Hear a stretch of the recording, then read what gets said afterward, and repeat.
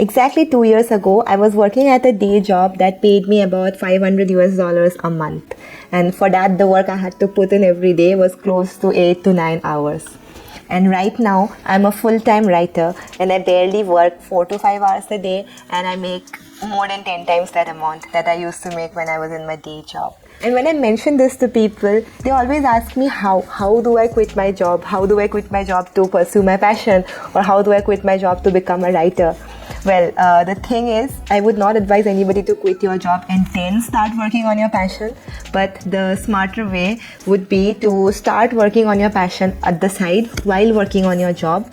And if you're a writer, this means start writing on the side every day while you're working at your job. And when you reach a stage where you can easily double the income that you are having from your day job, then is the right time to think about quitting, because then at least your finances would be secured. In today's video, I want to talk about how I manage to write every day while working a day job. The first step is daily ideation.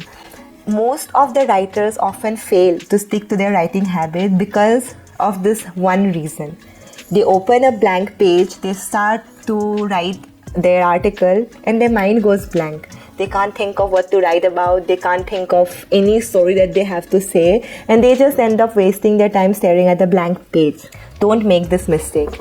To avoid that, have a book where you can write 10 ideas every day. This is something that I religiously follow, and this is my idea journal. I write ideas every day here, and mostly it's like 10 ideas every day. So when I start to write an article, I can just look through this journal and I can work on any one of these ideas that's written here. I don't have to waste my writing time thinking about what to write next. The second point is replace bad habits. If you do a thorough time audit of your day and if you analyze where most of your time is being spent, you will realize inevitably of how much of it is wasted on unproductive activities. So make a conscious effort to replace those bad habits with something more productive so that you can maximize your writing input. A few of the bad habits that I replaced was, while having food, I used to watch TV.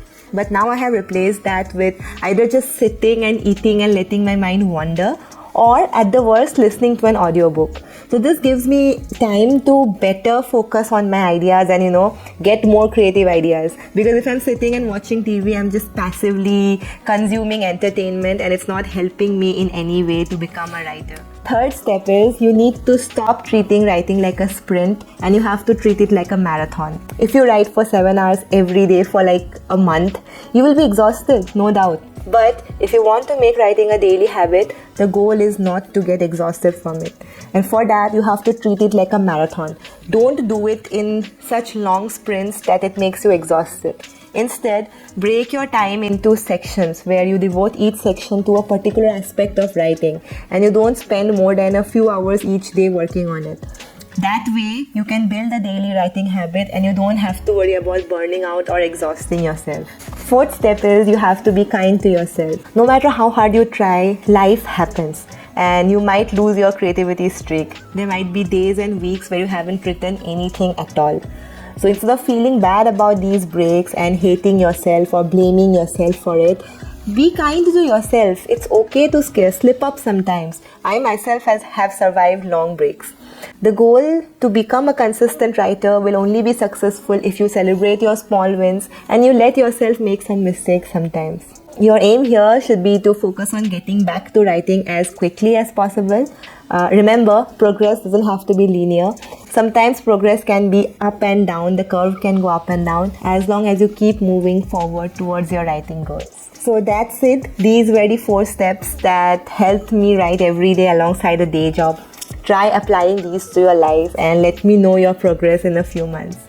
I hope you enjoyed this video. Don't forget to share it with your writer friends. And don't forget to subscribe to my channel for more content like this. I'll see you again super soon. Until then, stay awesome and keep writing.